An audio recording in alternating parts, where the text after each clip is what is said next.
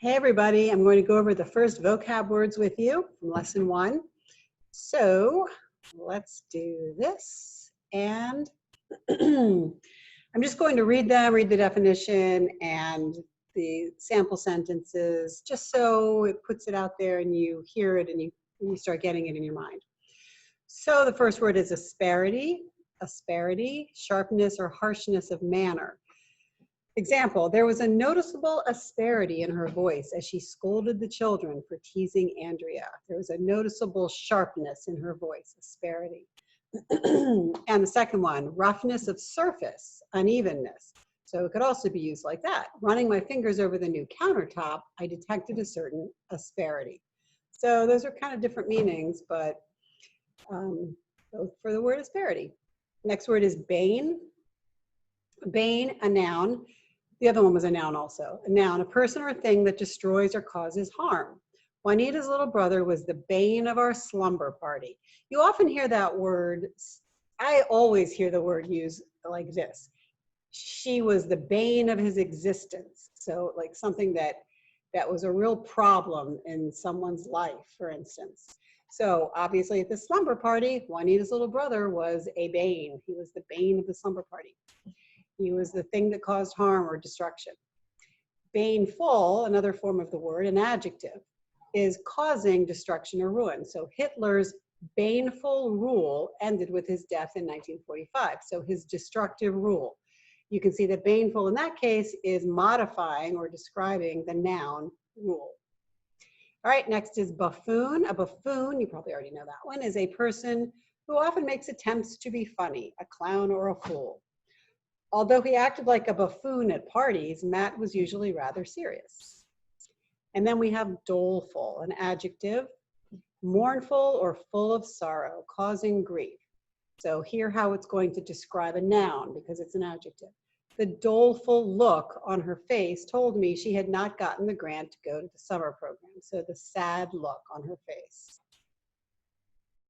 An extrovert, probably already know that one too, is a person, a noun, a person whose attention is focused on others and what's going on around him or her. Rashid is an extrovert now, but he was rather shy as a young child. So the opposite of extrovert is introvert, someone who would rather kind of, you know, introvert sounds like you just want to be on your own and not have anybody else around. And I mean, it can be to some extent, but really the difference between extrovert and introvert is an extrovert, when they're around other people, gets energized by it. Whereas an introvert, when they're around a lot of other people and activity, gets enervated from it. They get drained of their energy from it. So extroverted, now it's an adjective, because she is so extroverted, that describes her, adjective. She loves to perform in front of a large crowd. Next is garish, an adjective. This is going to describe a noun also. Excessively bright and flashy, tastelessly glaring. I told Lee that his tie was too garish to wear to a job interview. So garish describes tie in that case. A hierarchy is a noun, a system or a group in which positions of power are ranked, usually from lowest to highest. So think of hierarchy, getting higher, higher, higher. It's all these different levels. In the state government hierarchy, the governor is at the top, and then you have all the other positions below that one. Imbue, now we have a verb, our first verb. To fill completely with a feeling or idea, to inspire. The really great athletes are imbued with a desire to excel. They're filled with a desire to excel. To instigate, verb, is to stir up or urge on or to provoke, to instigate trouble. I'm sure you've heard that word before. Because Sabina was jealous of Dara's friendship with Taisha, she instigated an argument between them. She started an argument between them. A penchant is a noun and it's a strong attraction or learning. May's parents shared a penchant for crossword puzzles. An attraction to, oh, I said learning, but it's leaning, a strong attraction or leaning. Did you catch that? May's parents shared a penchant for crossword puzzles and made a ritual of doing them together every Sunday morning. Rambunctious, adjective, behaving in a wild or unruly manner. When the puppies get too rambunctious in their play, the trainer separates them. Almost done. Well, yep, 4 more. 1, 2, 3, yeah. Repertoire, a noun. The list of pieces an actor or a musician, etc., is ready to perform. That's their repertoire. The skills or accomplishments of a person or group. So the band knew most of the requests, but several songs were not part of its repertoire.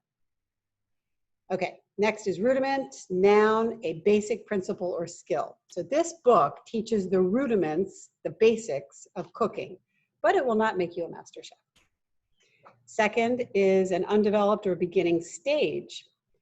The rudiments of the club's plan to raise money seemed promising until we realized how unrealistic they were. Undermine. Hey, wait. Yeah. Undermine, verb, to weaken or ruin by degrees. His habit of staying up all night seriously undermined his health. To attack by indirect, secret, or underhanded means. So during World War II, the French underground sought to undermine, attack in a secretive way, the Nazi occupation. Last word is unremitting, adjective, not stopping or slowing down, constant, unremitting, never stopping. The unremitting sounds of the city kept me awake in my room all night. Okay, that's that with that. Thanks, guys.